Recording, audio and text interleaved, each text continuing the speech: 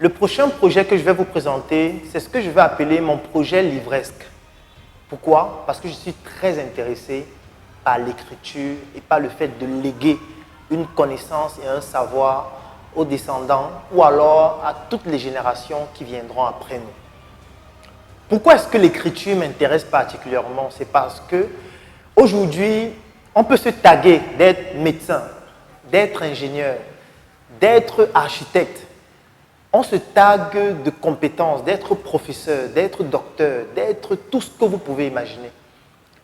Mais pour pouvoir atteindre les niveaux ou pour pouvoir obtenir et bénéficier des compétences que nous avons aujourd'hui, c'est bien parce qu'il y a des gens avant nous qui ont souhaité nous léguer ces compétences et ces connaissances-là.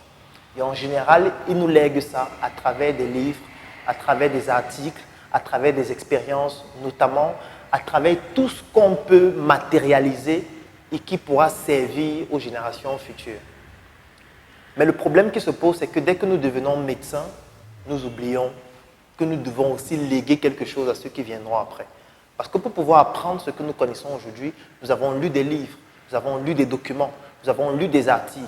Aujourd'hui, nous faisons 5 ans, 10 ans, 15 ans, 20 ans d'expérience dans certains domaines d'activité parfois très pointus, avec une expertise qui est unique, qui est personnalisée, qui correspond à un environnement très spécifique, mais nous ne léguons rien à ceux qui viendront après.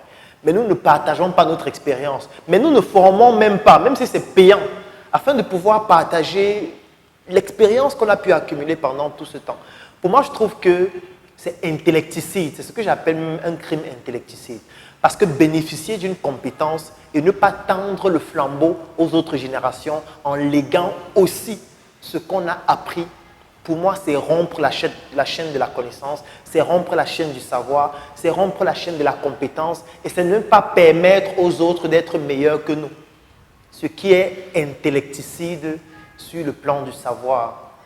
Il était donc important pour moi de léguer les minuscules connaissances que j'ai à travers mes ouvrages, à travers mes écrits, à travers mes formations, afin que les personnes qui viendront après moi puissent faire d'abord mieux, parce que c'est inspirant de ce que j'ai eu à faire, et surtout puissent explorer des horizons que je n'ai pas pu explorer, ou alors que j'ai débuté et qu'ils viendront juste améliorer les défaillances que je n'aurais pas pu résoudre dans notre système, que ce soit sur le plan économique, que ce soit sur le plan social, que ce soit sur le plan environnemental, que ce soit sur le plan éducatif ou encore dans tous les autres secteurs.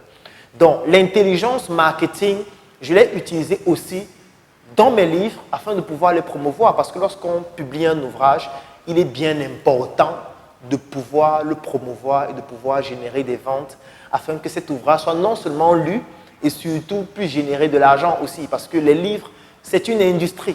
Aujourd'hui, j'ai déjà écoulé plus de 10 000 livres, j'en ai publié 6 à ce jour. Le premier s'appelle « Stop assez de mensonges sur le VIH-Sida ». Le deuxième s'appelle « La fonction marketing à l'hôpital ». Le troisième s'appelle « Le jeune entrepreneur africain, tome 1 ». Le quatrième s'appelle « Un médecin atypique », c'est une forme d'autobiographie. Le cinquième s'appelle « Les 100 idées de projet à débuter sans financement au Cameroun ». Et le tout récent que j'ai publié en 2020 s'appelle « Le coronavirus de A à Z ». Bien évidemment, dans les années à venir, je compte publier des ouvrages pour chacune de mes formations afin que ces ouvrages deviennent comme des supports de formation qui permettent de mieux assimiler les cours. Et je compte publier encore plusieurs autres ouvrages dans les années à venir, dans les disciplines comme la religion, comme la spiritualité, comme l'intelligence économique, comme l'espionnage industriel ou encore beaucoup d'autres thèmes qui ont trait à l'éducation parce que je compte m'investir particulièrement dans l'éducation à partir de la maternelle jusqu'à l'université en y intégrant une notion fondamentale qui fait partie du trépied idéologique de la Startup Academy en termes de valeurs idéologiques, à savoir le patriotisme économique. Et pour mes livres, les stratégies d'intelligence marketing que j'ai pu utiliser, je vais les présenter tout de suite.